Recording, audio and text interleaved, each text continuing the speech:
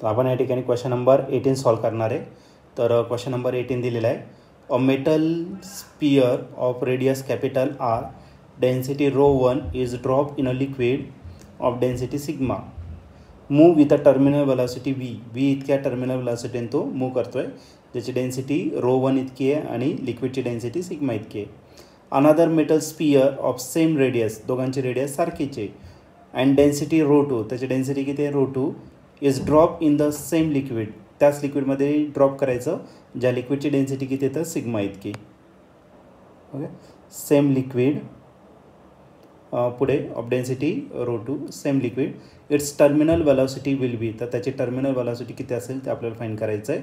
तर हा क्वेश्चन 2019ला आलेला होता आणि याचे 4 ऑप्शनपैकी पहिलं ऑप्शन आहे A V in bracket ρ2 minus sigma divided by ρ1 minus sigma. B option आहे V in bracket ρ2 plus sigma divided by ρ1 plus sigma. C option आहे V in bracket ρ1 plus sigma divided by ρ2 plus sigma. आणि D option आहे V in bracket ρ1 minus sigma divided by ρ2 minus sigma. तर या 4 ऑप्शनपैकी या क्वेश्चनचा answer काय असेल नेमकं तर ते आपण चेक करूया. या क्वेश्चनमध्ये आपल्याला एक मेटल स्पियर दिलेलं आहे, ज्याची रेडियस आर इतकी आहे आणि त्याची डेन्सिटी ρ1 इतकी दिलेली आहे. आता हा ड्रॉप करायचा आपल्याला एका लिक्विडमध्ये, ज्याची डेन्सिटी किती सिग्मा आणि तो व्ही इतक्या टर्मिनल वेलॉसिटीने या ठिकाणी मूव्ह करतोय. तर आपण एक कंटेनर घेतलं, ओके, आणि या कंटेनरमध्ये काय घेतलं आपण विस्कस फ्लुइड घेतलेलं आहे.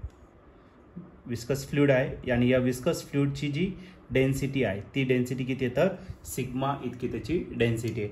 आणि एक स्पेरिकल बॉल आहे ज्याची रेडियस किती आहे तर कॅपिटल आर आणि त्या स्पियरची जी डेन्सिटी आहे ती किती आहे तर रो इतकी आहे, त्याची टर्मिनल वेलॉसिटी किती आहे तर व्ही इतकी आहे. ओके, तर ही पहिली कंडिशन दिलेली आहे तुम्हाला. मग एक काम करू, V1 इज इक्वल टू काय कन्सिडर करणार व्ही कन्सिडर करणार. ओके, आणि डेन्सिटी जी दिलेली आहे ती किती दिली आहे तर ρ1 इतकी दिलेली आहे.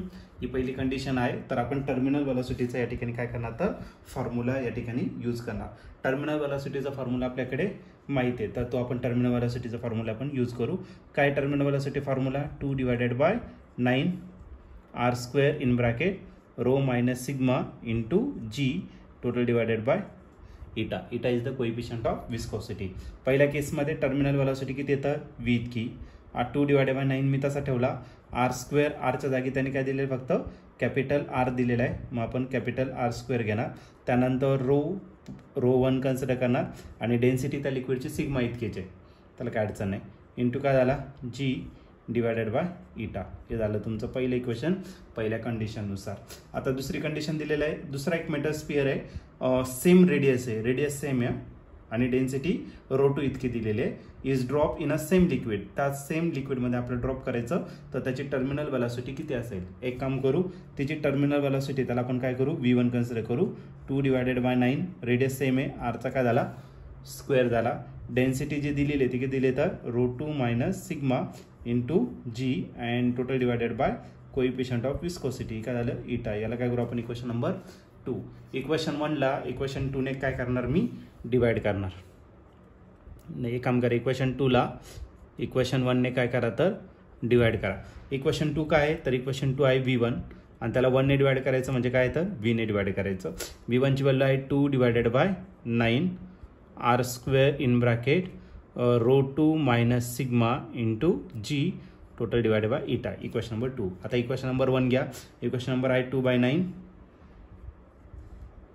आर स्क्वेअर ब्रॅकेटमध्ये आहे ρ1 minus sigma into g total divided by काय झालं तर इटा. ओके, आता याच्या बऱ्याचशा टर्म्स काय होणार आहे कॅन्सल होते, जसे की 2 बाय 9 काय आला कॅन्सल, आर स्क्वेअर काय आला कॅन्सल, जी पण काय आला कॅन्सल, इटा पण काय आला कॅन्सल.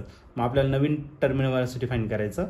मग रिमेनिंग काय राहिलं ρ2 minus sigma divided by ρ1 minus sigma आणि या पूर्ण टर्मला मल्टिप्लाय करणार आहे कशाने तर व्हीने. ओके, मग आपली जी फायनल वेलॉसिटी आहे ती फायनल वेलॉसिटी असेल काय तर V in bracket ρ2 minus sigma divided by ρ1 minus sigma. तर या ठिकाणी जर तुम्ही ऑप्शन जर चेक केलं तर या ठिकाणी आपला ऑप्शन नंबर ए जो आहे तो या ठिकाणी करेक्टली मॅच होतोय. मग आपल्या या क्वेश्चनचं जे आन्सर असणार ते ऑप्शन ए. ऑप्शन ए म्हणजेच काय V in bracket ρ2 minus sigma divided by ρ1 minus sigma. Option A याचा करेक्ट आन्सर राहील.